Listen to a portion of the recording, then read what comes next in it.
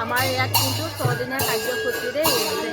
যদি আপোনালোকে আহে চাবৰ কাৰণে, জাগিৰোডৰ নিচেই ওচৰতে ডোঙাবৰী হয়, আপোনালোকে আহিব পাৰিব। চাওকচোন আপোনালোকে, এতিয়া ইয়াত পুতনা নাচি আছে দেই ফ্ৰেণ্ডছ, পুতনা ৰিহাৰ্চেল কৰি আছে। ইয়াত আমাৰ ল'ৰা মানুহে দিছে বাৰু পুতনাজনী, আপোনালোকে দেখি আছে হয়তো।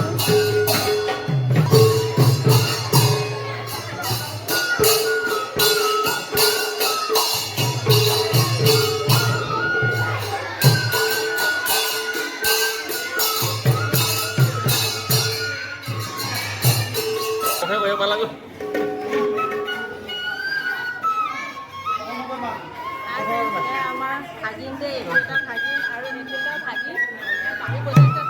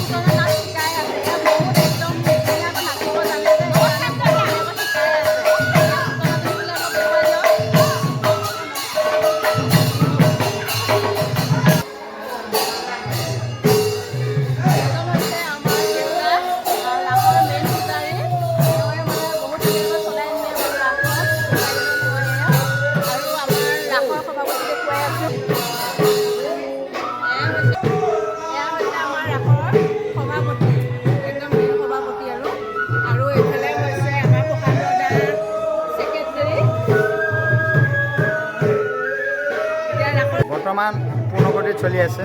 আমাৰ অহাকালিলৈকে সম্পূৰ্ণ ৰাসলীলা ফলিয়াটো হ'ব। আৰু তাতে বিশেষকৈ আমাৰ যি 6 দিনীয়া কাৰ্যসূচীৰে আমি এই অনুষ্ঠানটো আয়োজন কৰিছোঁ, সকলো ৰাইজৰ সহায় সহযোগিতা বিচাৰিছোঁ। আৰু অনুষ্ঠানটো যাতে আহি আমাক যাতে আশীৰ্বাদ কৰি থৈ যায়, যাতে অনুষ্ঠানটো অনাগত দিনতো যাতে আমি ধুনীয়াকৈ যাতে আমি পৰিচালনা কৰিব পাৰোঁ ৰাইজৰ সহযোগত। আৰু দেখিছে আপোনালোকে আমাৰ বোৱাৰী জীয়াৰীৰ পৰা গোটেইখিনিয়ে এই ৰাসলীলাৰ এতিয়া যি আমাৰ আখৰা এতিয়া পূৰ্ণগতি চলি আছে। গতিকে অহা আমাৰ 15 নৱেম্বৰ শুক্ৰবাৰ সেইদিনাখন আমাৰ প্ৰথম গোটেই ৰাসলীলা হ'ব। তাৰপিছতে আমাৰ বাকীখিনি কাৰ্যসূচী আছে।